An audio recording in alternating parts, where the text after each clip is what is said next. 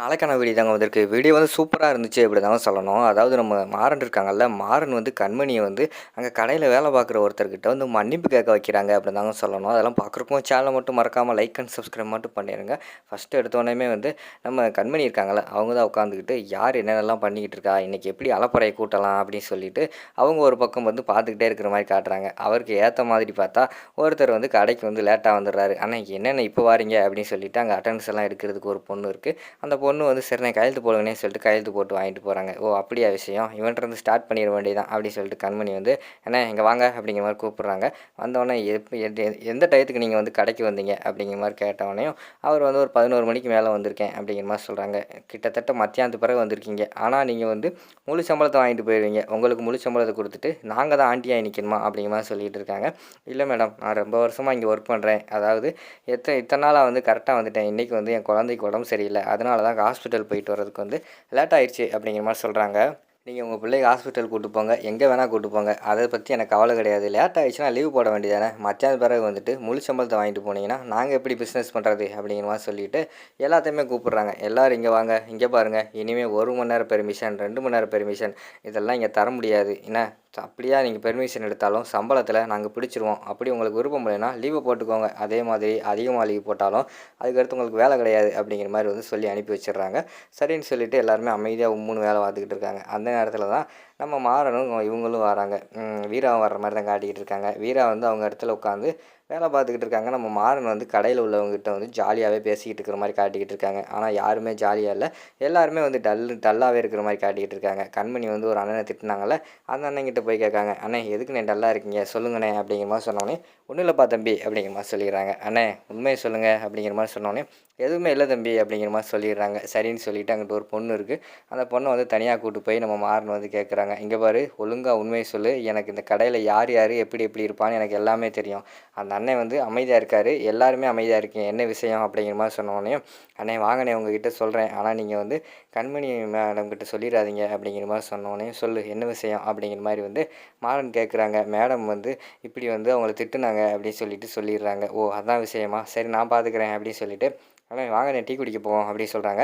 இல்லை தம்பி வேலை இருக்குது அப்படிங்கிற மாதிரி சொல்கிறாங்க. என்னண்ணே நான் கடை முதலாளி, நான் கூப்பிட்டா வர மாட்டிங்களா, நம்ம கடை தான், வாங்க எப்போனாலும் வேலை பார்த்துக்கலாம், உங்கள் வேலையை பார்க்குறதுக்கு இங்கே நிறைய பேர் இருக்காங்க, வாங்க போவோம்னு சொல்லிட்டு கூப்பிட்டு போகிறாங்க. சரின்னு சொல்லிட்டு டீ குடிச்சிக்கிட்டு இருக்கும்போதே நம்ம மாறன் வந்து சொல்கிறாங்க, அண்ணே உங்களை பற்றி எல்லா விஷயமே தெரிஞ்சு போச்சு, அதாவது அண்ணி வந்து கொஞ்சம் கடைக்கு புதுசுண்ணே, அதனால தான் இங்கே யார் எப்படி என்னன்னு அவங்களுக்கு தெரியல, நம்ம வந்து இந்த கடையில் வந்து பழசு, நீங்களும் நாங்களும் வந்து அண்ணன் தம்பி மாதிரி பழகிக்கிட்டு இருக்கோம், அப்பாவும் அப்படி தான் பழகிக்கிட்டு இருக்காரு சரியா, அதனாலலாம் நீங்கள் ஒன்றும் கவலையப்படாதீங்க சரியானே, அதை பற்றியெல்லாம் மனசில் வச்சுக்காதீங்க, அவங்க ஏதோ தெரியாமல் பேசிட்டாங்க அப்படிங்கிற மாதிரி சொல்லிக்கிட்டு இருக்காங்க. சரி தம்பி நான் ஒன்றும் மனசுக்குள்ளே வச்சுக்கல அப்படிங்கிற மாதிரி வந்து அந்த அண்ணனும் சொல்கிறாங்க. சரிண்ணே நீங்கள் எப்பயும் போலே இருங்க சரியா, இந்த விஷயத்தை வேறு யார்ட்டையும் சொல்ல வேணாம், நான் பார்த்துக்கிறேன் அப்படிங்கிற மாதிரி சொல்லிவிட்டு மாறன் வந்து அனுப்பி வச்சிடுறாங்க. சரின்னு சொல்லிட்டு வேலையை பார்த்துக்கிட்டு இருக்காங்க. அடுத்து பார்த்தா கண்மணி செட் பண்ண ஒரு ஆள் வராரு. வந்துட்டு அந்த புடவை எடுத்து போடுங்க, இந்த புடவை எடுத்து போடுங்கன்னு சொல்லிவிட்டு அந்த ட்ராக்கில் உள்ள எல்லா புடவையுமே எடுத்து போட்டாச்சு. போட்ட பிறகு என்னையா கடை வச்சுருக்கீங்க, வெளியில் தான் பலன்னு டெக்கரேஷன் பண்ணி வச்சுருக்கீங்க, உள்ளே வந்து பார்த்தா ஒரு புடவை கூட நல்லா இல்லை, இங்கே வந்து எப்படி எடுக்கிறது அப்படிங்கிற மாதிரி சொல்லிவிட்டு அவர் வந்து அந்த கண்மணி வந்து திட்டினாங்கல்ல, அந்த அங்கிள்கிட்டயே போய் வந்து இப்படி பேசிக்கிட்டு இருக்காரு. அவருக்கு வந்து கோவம் வந்துடுது. இங்கே பாருங்கள் தம்பி, நல்லா இல்லைன்னா வேறு கடையில் போய் எடுத்துக்கோங்க, அதை விட்டுட்டு தேவையில்லாமல் கடையை பற்றியெல்லாம் தப்பாக பேசிக்கிட்டு இருக்காதீங்க அப்படிங்கிற மாதிரி சொல்கிறாங்க. யோ என்னையா நீ ஒரு புடவை கூட சரியில்லைன்னு சொல்லிக்கிட்டு இருக்கேன், கடையை பற்றி தப்பாக பேசாதீங்கன்னு சொல்லிக்கிட்டு இருக்கேன், அப்புறம் நல்ல பொருளை வாங்கி வை அப்படின்னு சொல்லிட்டு திட்டி 2 பேருக்கு வாக்குவாதம் ஆயிடுது. அந்த இடத்துக்கு வந்து கண்மணி வந்து வந்துடுறாங்க. கண்மணி வந்து வந்ததே சரின்னு கடையில் வேலை பார்க்குறவங்கள டேரெக்டாக போய் என்ன பிரச்சனை அப்படிங்கிற மாதிரி கேட்டுக்கிட்டு இருக்காங்க. இல்லை மேடம், அதாவது நான் என்ன சொல்ல வரேனா அப்படின்னு சொல்லிட்டு அவங்க சொல்கிறத கேட்க மாட்டேங்காங்க. துணி எடுக்க வந்தார்ல அவர் சொல்கிறதான் கேட்டுக்கிட்டு இருக்காங்க. என்ன மேடம் கஸ்டமர் இப்படி தான் நடத்துவீங்களா, இதான் உங்கள் கடைக்கு மரியாதையா அப்படி இப்படின்னு சொல்லிட்டு என்னென்னமோ சொல்லிடுறாரு.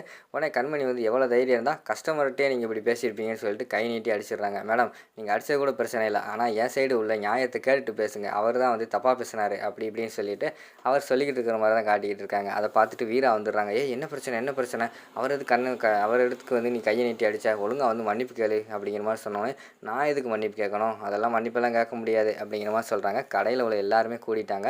இந்த கேஸை நீங்கள் அட்டன் பண்ணுங்கன்னு சொல்லிட்டு வேற ஒரு அண்ணன் சொல்கிறாங்க. என்னாலாம் அட்டன் பண்ண முடியாது மேடம் அப்படின்னு சொல்லிட்டு கண்மணியில் மூஞ்சி அடித்த மாதிரி சொல்லிடுறாங்க. வேறு யாராவது அட்டன் பண்ணுங்க அப்படிங்கிற மாதிரி சொன்னோன்னே, யாருமே அட்டன் பண்ண மாட்டோம், நாங்கள் வந்து கடையை விட்டு வேலையை அப்படியே ஸ்டாப் பண்ணுறோம் அப்படின்னு சொல்லிட்டு எல்லாருமே ஸ்டாப் பண்ணிடுறாங்க வேலையை. ஓ அப்படியா விஷயம், அப்படின்னா அவங்க எல்லாத்தையுமே வேலையை விட்டு தூக்கிட வேண்டியதான் அப்படிங்கிற மாதிரி சொன்னேன்.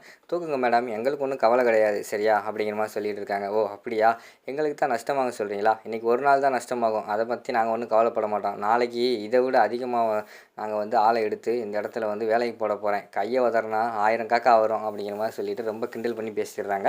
உடனே நம்ம வீரா வந்து சொல்கிறாங்க, ஏய் கண்மணி, நீ பேசுகிற ரொம்ப தப்பு, ஒழுங்காக வந்து மன்னிப்பு கேட்டு இந்த பிரச்சனை அதோட சால்வ் ஆயிரும் அப்படிங்கிற மாதிரி சொல்கிறாங்க. நான்லாம் மன்னிப்பு கேட்க முடியாது அப்படிங்கிற மாதிரி சொன்னோன்னே கடையில் எல்லாருமே அப்போனா வாங்க எல்லோரும் போவோம்னு சொல்லிட்டு வேலையை விட்டு போகிறாங்க. இருங்க இருங்க இருங்க இருங்க வீரா சாரி மாறனும் ராகவனும் வந்துக்கிட்டோம், அதுக்கடுத்து பேசிக்கிறோம் அப்படிங்கிற மாதிரி வந்து அவனுக்குள்ள ஒரு பெரியவர் சொல்கிற மாதிரி காட்டுறாங்க. அந்த நேரத்தில் தான் நம்ம மாறன் வந்து வராங்க. மாறன் வந்தோடனே என்ன கடையில் கூட்டமாக இருக்குது, என்னாச்சு என்னாச்சு அப்படின்னு சொல்லிட்டு விசாரிச்சுக்கிட்டு இருக்காங்க. அந்த கடையில் உள்ள அண்ணன் வந்து எல்லாத்தையும் விவரத்தையும் சொல்கிறாங்க. தம்பி, அவர் மேலே தான் தப்பு அப்படிங்கிற மாதிரி சொன்னோடனே பார்த்தா எல்லா புடவையுமே கலைஞ்சு போய் கிடக்கு. உன் கையில் எவ்வளோ காசு இருக்குது, 200 வச்சுருக்கேன் அப்படிங்கிற மாதிரி சொல்கிறாரு. என்ன எடுக்க வந்த அப்படி சொன்னேன். வேட்டி எடுக்க வந்தேன். ஓ ஏசி வாங்குறதுக்குள்ளே வந்துட்டு இங்கே அலப்பறை கூட்டிக்கிட்டு இருக்கியா அண்ணி, நான் விசாரித்த வரைக்கும் கடையில் வேலை பார்க்குற மேலே தப்பு கிடையாது, அவர் அடித்தது உங்கள் மேலே தான் தப்பு, ஒழுங்காக மன்னிப்பு கேளுங்க அப்படிங்கிற மாதிரி சொல்லிகிட்டு இருக்காங்க.